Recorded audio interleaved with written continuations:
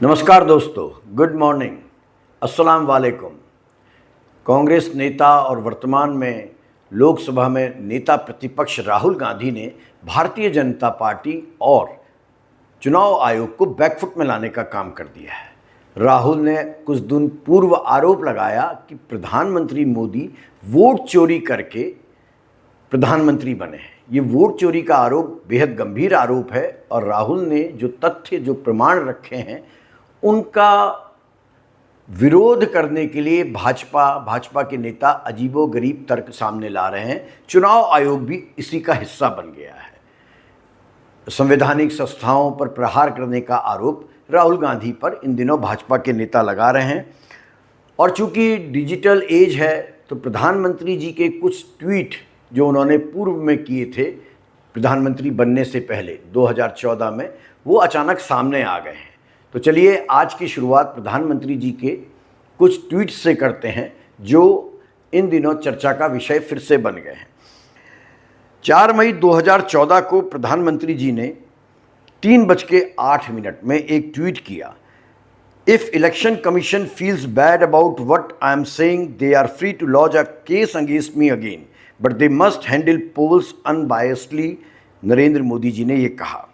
एक ट्वीट उनका 4:21 में 4 मई को ही आया है, जिसमें प्रधानमंत्री जी ने, तब वो प्रधानमंत्री नहीं थे, भाजपा के प्रधानमंत्री के उम्मीदवार थे, उन्होंने एक ट्वीट तब किया, इलेक्शन कमीशन आप दुनिया को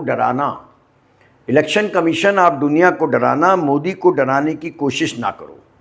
और एक और ट्वीट उनका है, ये भी 8 मई 2014 का है, It is unfortunate that Election Commission is not concerned about the institution's neutrality and that is why our कार्यकर्ताज have to embark on a सत्याग्रह। कमाल की बात है। देखिए, प्रधानमंत्री 2014 में जब वो भाजपा के उम्मीदवार थे प्रधानमंत्री पद के, तब वही बात कह रहे थे जो आज कांग्रेस नेता राहुल गांधी कह रहे हैं और भाजपा इससे बौखला गई है। राहुल गांधी अब एक कदम और आगे बढ़ गए हैं। इस आरोप के बाद उन्होंने बाकायदा एक वेबसाइट जारी कर दी है जिसमें वो जनता से अपील कर रहे हैं कि वो 9650003420 नंबर पर मिस्ड कॉल दें और यदि उनको शक है कि उनका वोट चोरी हो रहा है तो अपना प्रतिरोध दर्ज कराएं। यह तरीका न केवल अभियान को डिजिटल युग की मांगों के अनुरूप बना रहा है बल्कि जनता को सीधे तौर पर आंदोलन का हिस्सा बनने का रास्ता भी दे रहा है। यह राहुल गांधी की रणनीति है जिससे बीजेपी और इलेक्शन कमीशन स्पष्ट तौर पर बैकफुट में जाते नजर आने लगे हैं। राहुल का यह कदम कांग्रेस की उस रणनीति का भी हिस्सा है जिससे वो न केवल मंचीय भाषणों और चुनावी रैलियों तक सीमित रहकर बल्कि डिजिटल प्लेटफॉर्म और सोशल मीडिया के माध्यम से जनता के साथ संवाद को बढ़ावा देने का काम कर रहे हैं। वेबसाइट पर जाकर या मिस्ड कॉल देकर कोई भी नागरिक दर्ज कर सकता है कि वह वोट चोरी के आरोपों से सहमत है और इस मुद्दे पर कार्रवाई चाहता है।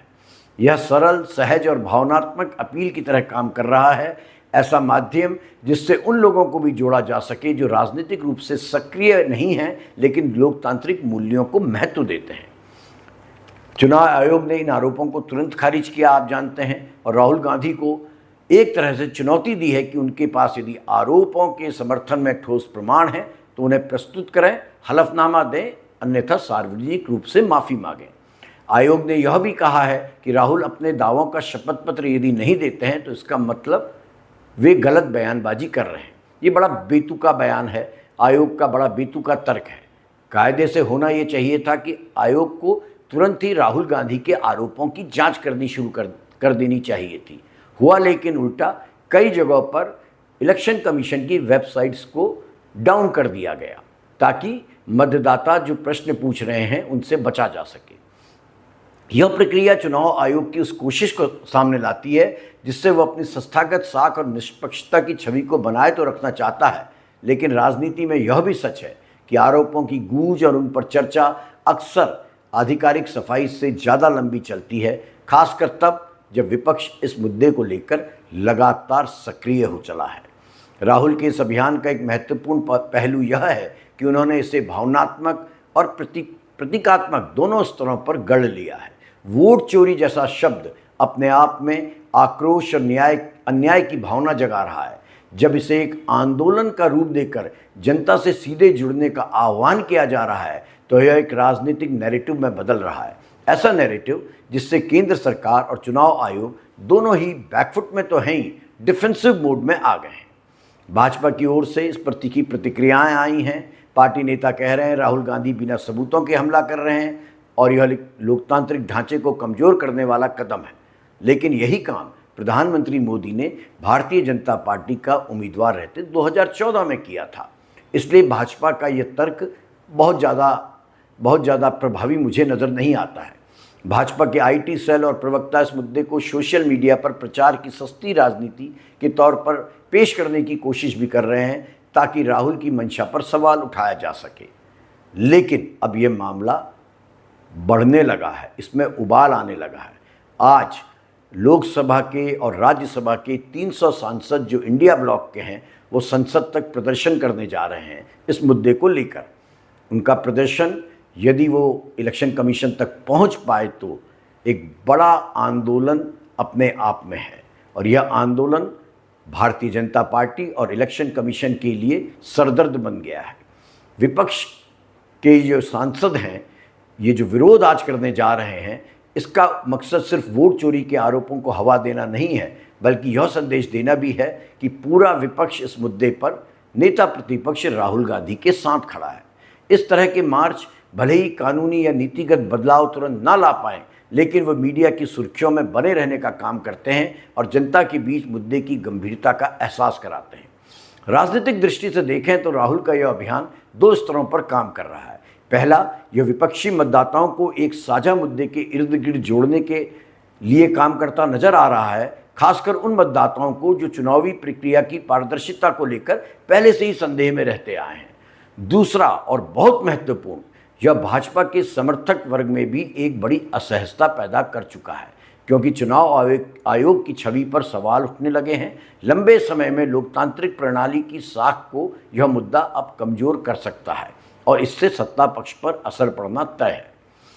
यदि हम इतिहास में जाएं तो देखें, भारत में चुनावी प्रक्रियाओं को लेकर संदेह कोई नया नहीं है। 1970 में जब इंदिरा गांधी सत्ता में थी तो उनके चुनाव को लेकर इलाहाबाद हाई कोर्ट का फैसला हो, 80 से 90 के दशक में मतदाता सूची में गड़बड़ियों के आरोप हों और हाल के वर्षों में ईवीएम की विश्वसनीयता पर उठे सवाल यह दर्शाते हैं कि चुनावी प्रक्रिया हमेशा राजनीतिक बहस के केंद्र में रही है। वोट चोरी अभियान जो राहुल ने शुरू किया है, इन्हीं पुरानी बहसों की एक आधुनिक कड़ी है जिसमें डिजिटल तकनीक और सोशल मीडिया को मुख्य हथियार बनाया गया है। अंतर्राष्ट्रीय स्तर पर देखें तो कई लोकतांत्रिक देशों में चुनावी पारदर्शिता पर सवाल उठते रहे हैं। अमेरिका में 2020 के राष्ट्रपति चुनाव के बाद डोनाल्ड ट्रंप और उनके समर्थकों ने स्टॉप द स्टील जैसे नारे के तहत चुनावी धांधली के आरोप लगाए थे। हालांकि वहां के न्यायालयों ने और चुनावी संस्थाओं ने उन्हें खारिज कर दिया था। ब्राज़ील में भी बोल्सोनारो के समर्थकों ने इसी तरह के आरोप लगाए थे। राहुल गांधी का अभियान भले ही संदर्भ में अलग हो, लेकिन तरीका कुछ हद तक इन वैश्विक उदाहरणों से मेल खा रहा है। जनता को सीधे जोड़ना, भावनात्मक अपील करना और डिजिटल माध्यम से इसे व्यापक बनाना। चुनाव आयोग की चुनौती अब दोहरी है। एक ओर उसे अपनी विश्वसनीयता बनाए रखनी होगी और जनता को यह भरोसा दिलाना होगा कि चुनाव निष्पक्ष और पारदर्शी हैं, जो वो कर नहीं पाएगा, क्योंकि हम और आप सभी जानते हैं कि चुनाव पारदर्शी इन दिनों कतई नहीं हो रहे हैं।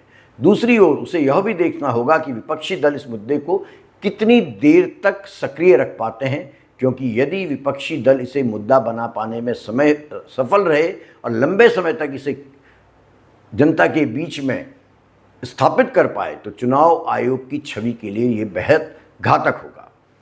इस पूरे घटनाक्रम का एक दिलचस्प पहलू यह भी है कि राहुल गांधी के अभियान ने विपक्ष को एक साझा मंच दे दिया है।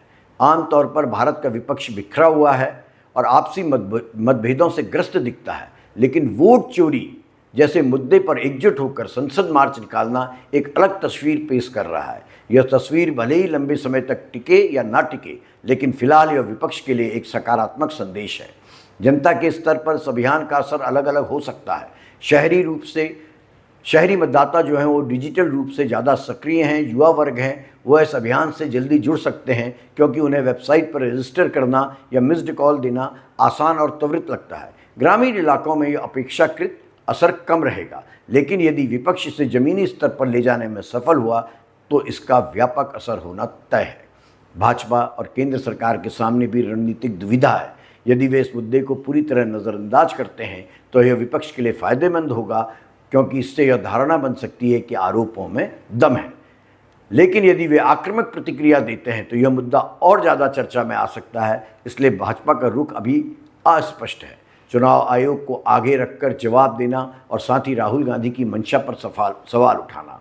लेकिन दोस्तों, याद रहे, मीम्स के जरिए, सोशल मीडिया के जरिए जिस युवा नेता राहुल गांधी को कभी पप्पू कहकर भाजपा ने पुकारा था, वह पप्पू अब भाजपा के लिए, प्रधानमंत्री मोदी के लिए और यहाँ तक कि चुनाव आयोग के लिए भी एक बड़ा सरदर्द बन गया है। निश्चित तौर पर अब राहुल को इग्नोर करना ना तो भाजपा के लिए संभव है, ना ही उनके आरोपों को इग्नोर करना चुनाव आयोग के लिए संभव है। धन्यवाद।